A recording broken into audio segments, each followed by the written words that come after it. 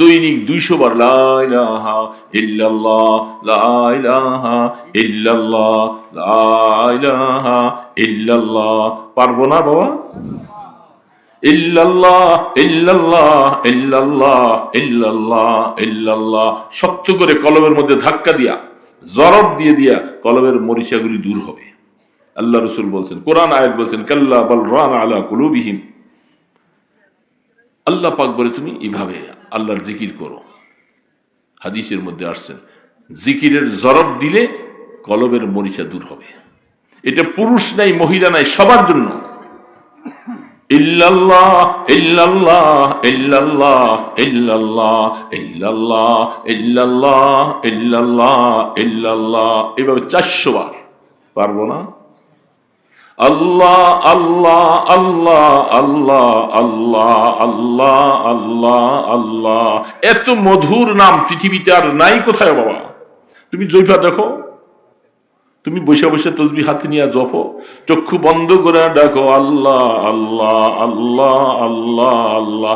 কতক্ষণ পরে দেখবা মায়া লাগবে, তোমার চোখে পানি ছেড়ে দিবে, পানি ছেড়ে দিবে। হা, আল্লাহ পাক বলে আমার গোলাম আমাকে ডাকতেছে।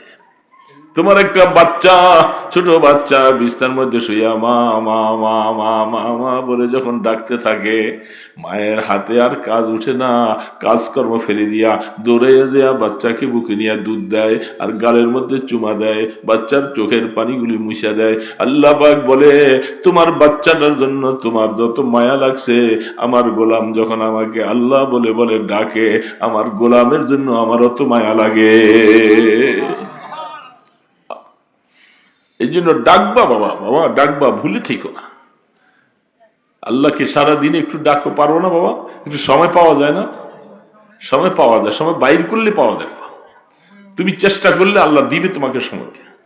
ফজরের নামাজ পড়ে তুমি 10-15 মিনিট জিকির করো, অথবা রাত্রি ইশার পর তুমি সময় যখন পাও কাজকর্ম করে 5 ওয়াক্ত নামাজের পরে সব সময় পারবা না, কিন্তু একটা সময় 10-15 মিনিট সময় বাইর করো।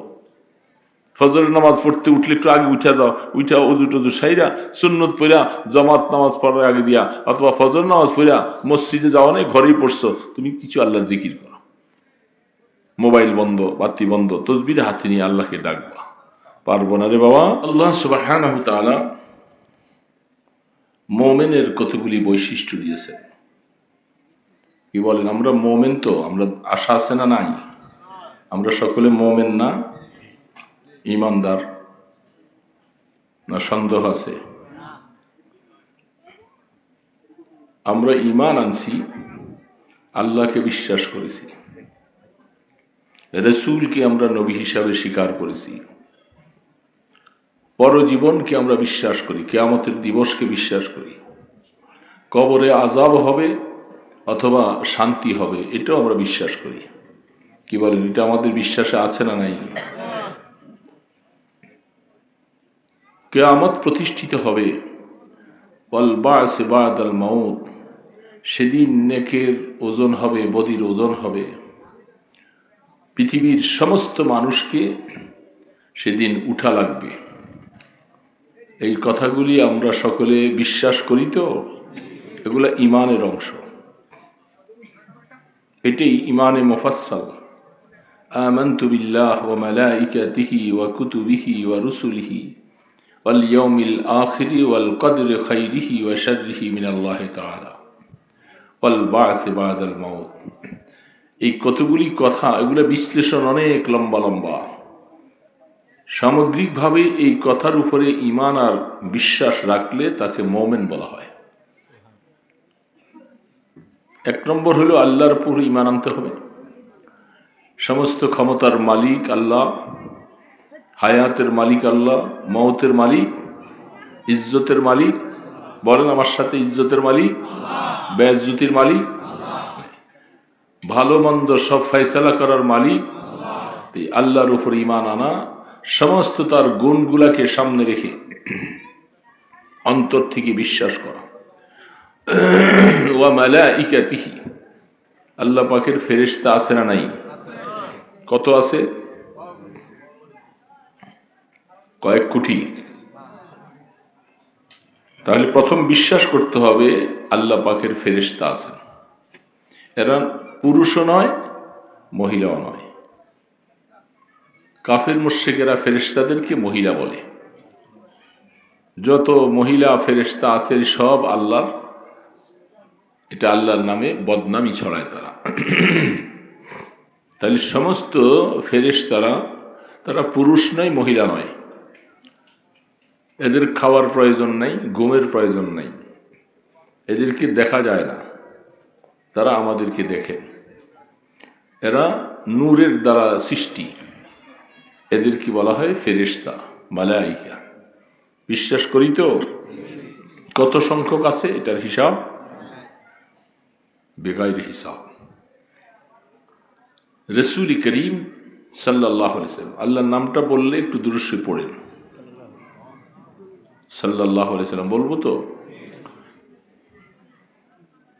আল্লাহ রসুলকে জিজ্ঞাসা করেছিলেন যে আল্লাহর হাবিব, ফেরেশতার সংখ্যা কত? আল্লাহ রসুল বলেন, এই সম্পর্কে আমার কাছে ধারণা নাই কত ফেরেশতা।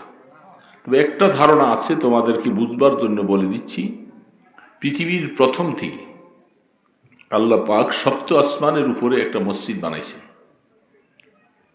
আমাদের বাইতুল্লাহ শরীফের ঠিক বরাবর সপ্ত আসমানের উপরে একটা মসজিদ বানাইছেন। সেই মসজিদটা বানাবার পরে ফেরেশতাদেরকে আল্লাহ পাক তাওয়াফ করতে বলছেন। প্রতিদিন ৭০,০০০ ফেরেশতা তাওয়াফ করে, বলেন সুবহানাল্লাহ। যারা পৃথিবীর প্রথম থেকে একবার তাওয়াফের সিরিয়াল পাইছে, কিয়ামত পর্যন্ত আরেকবার তারা সিরিয়াল পাবে না। এখন বলেন পৃথিবী কত লক্ষ বছর হয়ে গেছে বানাইছে? দৈনিক ৭০,০০০ ফেরেশতা তাওয়াফ করে। এখন রাসূল বলেন, এখন তোমরা হিসাব করো, বুঝো যে আল্লাহর ফেরেশতা কত। আল্লাহ পাকেরই ফেরেশতারা বিভিন্ন কাজে নিয়োজিত। আমাদের এই প্যান্ডেলটার পাশেও ফেরেশতা আছে, আছে না নাই? আমরা দেখি, তারা আমাদেরকে দেখেন, বাতাসের মতো চলেন। জিন জাতি তারাও আমাদেরকে দেখে, আমরা তাদেরকে দেখি না। এদের মধ্যে নারী এবং পুরুষ আছে। জিনের মধ্যে কি আছে? নারী পুরুষ আছে, তাদের প্রজনন আছে, সন্তান সন্ততি হয়। তারা আগুনের তৈরি। আর ফেরেশতারা তারা নূরের তৈরি। এদের মধ্যে নারী পুরুষ নেই, এটা আল্লাহ পাক সৃষ্টি থেকে বানাইছেন। এই জন্য ইয়াকিন রাখতে হবে, বিশ্বাস রাখতে হবে আল্লাহর ফেরেশতা আছেন। আমানতু বিল্লাহ ওয়া মালাইকাতিহি। আসমান থেকে 104খানা সহিফা সহ কোরআন নাজিল হয়েছে। কিতাব 4টা কিতাব হলো প্রসিদ্ধ, সর্বশ্রেষ্ঠ হলো কোরআনুল কারীম। এই কোরআন আল্লাহ পাক মেহেরবানি করে আমাদের নবীজির উপরে দান করেছেন, সেই অনুযায়ী আমরা কোরআন পাইছি। তাইলে আমরা এটাও বিশ্বাস করি আসমানি কিতাব 104খানা। আল্লাহ বলছেন, আমানতু বিল্লাহি ওয়া মালাইকাতিহি ওয়া কুতুবিহি ওয়া রুসুলি। আল্লাহর নবীদের উপরে বিশ্বাস করা। কমবেক 1 লক্ষ কি 2,24,000 পয়গম্বর দুনিয়াতে আল্লাহ পাঠাইছেন। সর্বশেষ নবী হলেন আপনার আমার নবী, বলেন মুহাম্মদুর রাসূলুল্লাহ সাল্লাল্লাহু আলাইহি ওয়াসাল্লাম, সর্বশেষ এবং সর্বশ্রেষ্ঠ নবী। তারপরে কোন নবী আসবেন? অনেকে বুঝে না। যুবক বাবাজিরা, বুঝতেছো? আমাদের নবীজির পরে কি আর কোনো নবী আসবেন? না। এটা আহলুস সুন্নাহ ওয়াল জামাতের আকীদা, বিশ্বাস। নবীজির পরে আর কোনো নবী আসবে না। যদি আসবে বলে কেউ ধারণা করে, সে ঈমানদার থাকবে না। এগুলি ঈমানের অংশ। ওয়াল ইয়াউমিল আখির, পরজীবনের উপরে বিশ্বাস করা। পরজীবন বলতে একটা আছে না, না মরে গেলেই শেষ। কাফের মুশরিকেরা তারা বলে মরার পরে আর কিছু নেই, শেষ। মুসলমান কি এই বিশ্বাস করে? মুসলমানের বিশ্বাস হইল মানুষ মরে যাওয়ার পরে কবরে শান্তি বা শাস্তি হবে, আবার কিয়ামতের ময়দানে উঠা লাগবে। লাগবে কিনা? ওয়াল ইয়াউমিল আখির, ওয়াল কদরি খাইরিহি ওয়া শাররিহি মিনাল্লাহি তাআলা। এখানে আইসা আমাদের একটু বেশি সমস্যা হয়ে যায়। তকদির অনেক সময় বিশ্বাস করতে পারি না। কদর, কদর মানে তকদির। তকদিরে যা কিছু আছে, যা কিছু হয়েছে, যা কিছু লিখেছেন, আপনাকে আমাকে আল্লাহ সৃষ্টি করার বহু আগে আপনার আমার তকদির লিখছেন। এটা বিশ্বাস হয়? আপনাকে আমাকে বানাবার বহু আগে কি লিখছেন? আল্লাহ তকদির লিখছেন। ভাগ্য, কপাল কি হবে, আমি দুনিয়াতে আসব, পুরুষ হিসাবে আসব না মেয়ে হিসাবে আসব, এগুলি সব ফয়সালা আল্লাহ পাকের। কেউ চেষ্টা করলে পুরুষকে মেয়ে, মেয়েকে পুরুষ বানাইতে পারবে? আজকালকার জমানায় এরকম চেষ্টা চলছে। মেয়েদেরকে পুরুষ বানাইতে চায়, পুরুষকে মেয়ে বানাইতে চায়। এগুলি বিভিন্ন কথা, সেটা আপনাদের এই পরিবেশে বলার দরকার নাই। ট্রান্সজেন্ডার যেটাকে বলা হয়, কিছু ইসলাম বিদ্বেষীওয়ালারা তারা এরকম কিছু মহিলা যারা ধর্মকর্ম বুঝে না, এরা রূপ পরিবর্তন করি, তারা বলে আমরা পুরুষ হয়ে গেলাম, আমরা মেয়ে হয়ে গেলাম। পুরুষ বানাবেন ক্ষমতা আল্লাহর, মেয়ে বানাবার ক্ষমতা। এখন কোনো স্বামী যদি বলে স্ত্রী দুইটা মেয়ে প্রসব করেছে, 2-3টা মেয়ের পরে, আবার আরেকটা মেয়ে হলে বলে তুই কেন মেয়ে সন্তান প্রসব করলি, তোরে রাখবো না, ছেড়ে দিব, এরকম কিছু অপদার্থ পুরুষও দুনিয়াতে আছে, আছে না নাই? কেন মেয়ের পরে মেয়ে হইল? এটা কি কারো হাতে? ইয়াহাবু লিমান ইয়াশাউ ইনাসাও ওয়া ইয়াহাবু লিমান ইয়াশাউ যুকুর। আল্লাহ পাক বলছেন আমি যাকে ইচ্ছা মেয়ে দেই, যাকে ইচ্ছা ছেড়ে দেই, আবার কাউকে ছেলেও দিই না, মেয়েও দিই না। এই যে আলু আকিমা, তাকে আল্লাহ বাঁধা বানায় রাখে। এরকম মানুষ আছে না নাই? সন্তান নেই, হাজারো চেষ্টা করার পরেও সন্তান, এটা আল্লাহ পাকের ইচ্ছা, তার তকদিরের মধ্যে সন্তান লেখেননি। তাহলে বোঝা যাচ্ছে তকদির। এখানে এসে অনেক কিছু বোঝা বড় মুশকিল। ওয়ামা কদরুল্লাহ হাক্কা কদরিহি, আল্লাহ পাক বলে তোমরা তকদিরকে বিশ্বাস করলা না, তকদিরকে পুরোপুরি বিশ্বাস করলা না, আমি আল্লাহকে পুরোপুরি ভাবে তোমরা মানতে পারলা না। যেমন ভাবে আমাকে মানা দরকার ছিল তেমন তোমরা পারো না। তাহলে ভাগ্যে তকদিরে যা আছে তাই হবে। এখন আপনি দুনিয়াতে আইসা ক্ষেত খামার করবেন না, মাছ চাষ করবেন না, আলু লাগাবেন না, আপনি কি করবেন, এগুলি সব ফয়সালা আপনি দুনিয়াতে আসার বহু আগে আল্লাহ সিদ্ধান্ত করেছেন। বলেন সুবহানাল্লাহ। এটা বিশ্বাস হয়? এখানে আইসে বিশ্বাস করতে কষ্ট হয়। তকদির আবার কি? আমি চেষ্টা করলেই তো হয়ে যাবে। কি বলেন, চেষ্টা করলে হয়ে যাবে সব? এই যুবক বাবাজিরা মনে রাখো, এই কথাগুলি ইয়াকিনের, বিশ্বাসের কথা, ইমানের অংশ। এগুলি না থাকলে তো ইমান থাকবে না। তুমি চেষ্টা করলেই হবে না। তোমার যেটা হবার আছে আল্লাহ তোমাকে দিয়ে ওরকম চেষ্টা করাবে, এটা আল্লাহ করাবে। আলু লাগাইলেই কেবল আলু হয়ে যাব? কত আলু বার কত বানা লাগাইছেন দেখেন না, নষ্ট হয়ে গেছে, বৃষ্টি পয়লা সব পচে গেছে, কেন হয়েছে কি হয় নাই? তো আলু লাগাইছেন তো আপনি নিয়ত করে ভালো পাওয়ার আশায়, হলো তো না। আবার সুন্দর দেখলেন গাছ হলো, সব কিছু হলো, ফলন হলো, দেখা যায় যে নিচে আলু নাই। এরকম হয় কি হয় না? অনেক সুন্দর ধান বুনছেন, হবে, হঠাৎ করে বাস ঝড় বৃষ্টি তুফান দিল, সব শেষ। এটার নাম তকদিরের ব্যাপার। এটা আল্লাহ পাকের ফয়সালা। শুধু লাগাইলেই হবে না বাবা। ব্যবসা দিলে কি লাভ হবে? কত ব্যবসায়ী ব্যবসা দিয়া বাস সব গুছাই গাছাই চলে আসছে, ব্যবসা নাই। বিদেশ গেলেই শুধু গেলে টাকা চলে আসবে, বলেন না এমনটা? বিদেশ গেলেই টাকা। অনেকে বিদেশে যায় আলহামদুলিল্লাহ ভালো অবস্থায় আছে, আর অনেকে যে টাকা দিয়ে গেছে সেই টাকা উঠাইতে পারে না। হয় কি হয় না? তাহলে এই সমস্ত ব্যাপারগুলি বুঝতে হবে। আপনাকে একটা জিনিস আল্লাহ পাক বলছেন, বান্দা তোমার কাজ হলো দুনিয়াতে চেষ্টা করা। আমি মুন্সিগঞ্জ যাব, আমাকে চেষ্টা করে অটো হোক, গাড়ি হোক, হাইটে হোক রওনা দিব, কিন্তু মুন্সিগঞ্জ গন্তব্যস্থানে পৌঁছানোর মালিক আমি আল্লাহ। আমার হুকুম না থাকলে তুমি যাইতে, এটার নাম তকদির।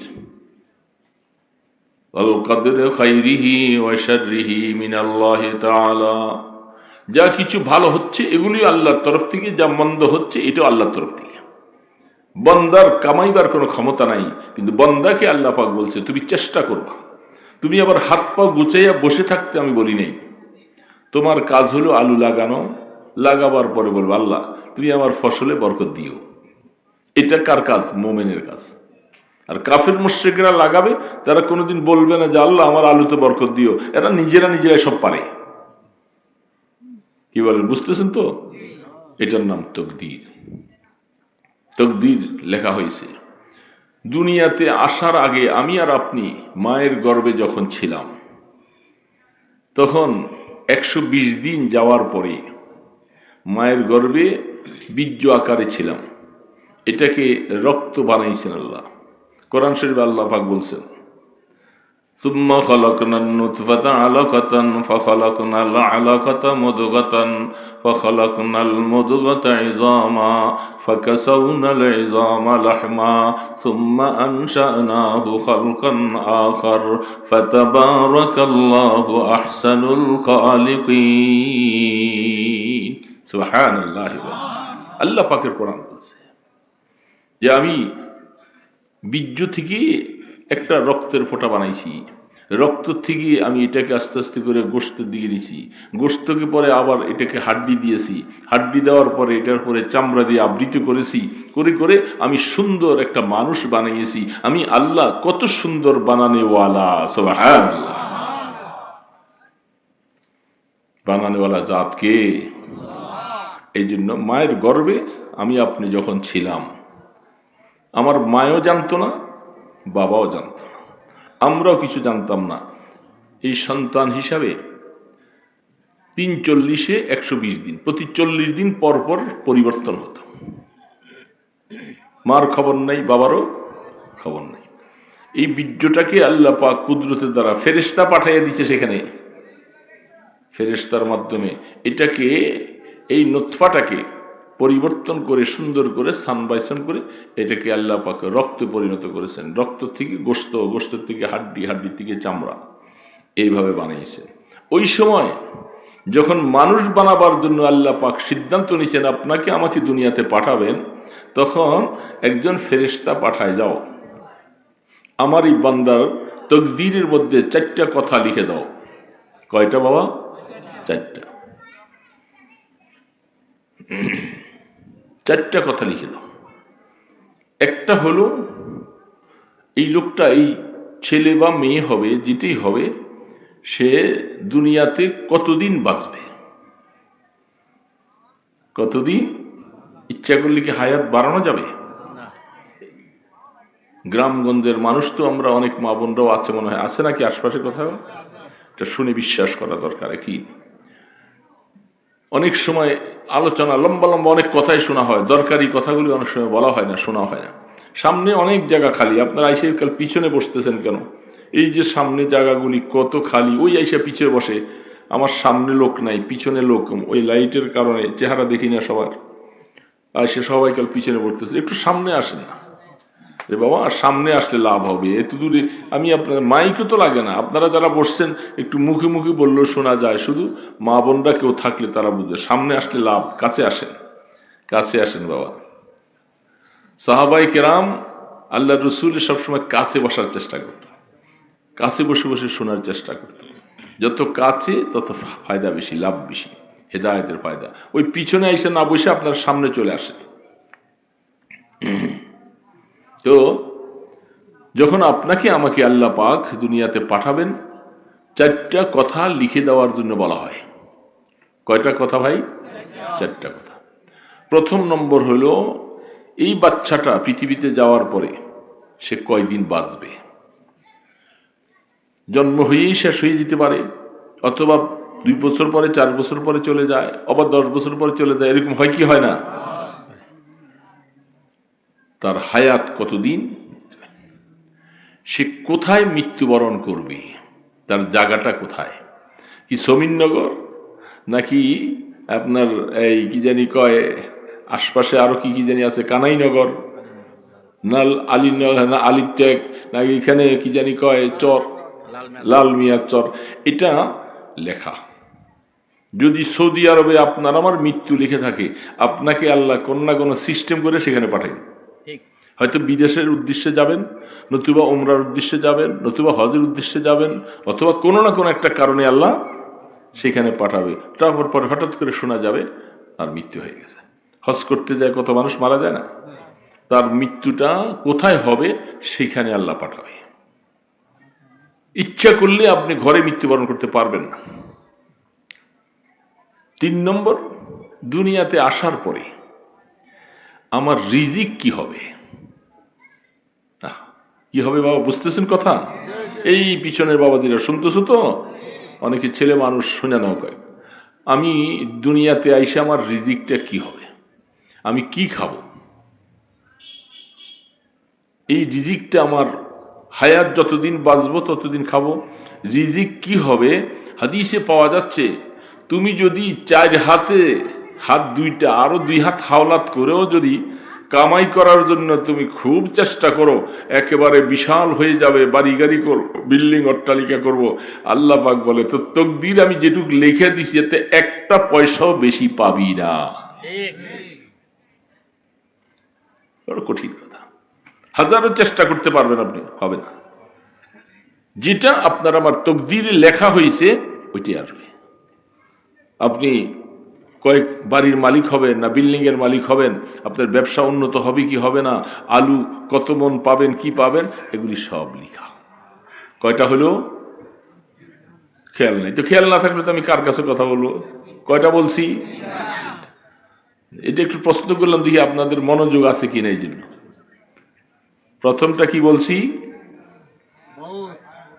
কতদিন হায়াত পাবো আমি দুনিয়া। 2 নম্বরে কি বলছি বাবা, হ্যাঁ ভুলে গেছে, মৃত্যুর জায়গাটা কোথায় হবে। 3 নম্বরে বলছি আমি দুনিয়াতে আইসা কি খাবো। 4 নম্বর, আমি কি মোমেন হব না কাফের হব। সুবহানাল্লাহ, শাকিউন আম সাঈদ, আমি কি ইমানদার হব না কাফের হব। এই 4টা কথা লিখা। এই জন্য দেখা যায় অনেক মানুষ হিন্দুর ঘরে জন্ম নিছে, তার তকদির যখন পরিবর্তন হয় দেখা যাচ্ছে সে মুসলমান হয়ে যায়। কি হয়েছে কি হয় না, তার জীবনে যেহেতু আল্লাহ পাক লিখে রাখছে সে জান্নাতি হবে, সে ইমানদার হবে, সে আর না বুঝিও মা বাবার কারণে সে কাফের ছিল, মুশরিক ছিল, তাকে আল্লাহ পাক বুঝ দিয়েছেন, তাকে আল্লাহ হেদায়েত দিয়ে দিয়েছে। হয় কি হয়েছে না, হয় নাই। আবু জাহাল অথবা সাইবা এগুলার তকদির ভালো না, রসুল চেষ্টা করেছে, তারা ইমানদার হতে পারে।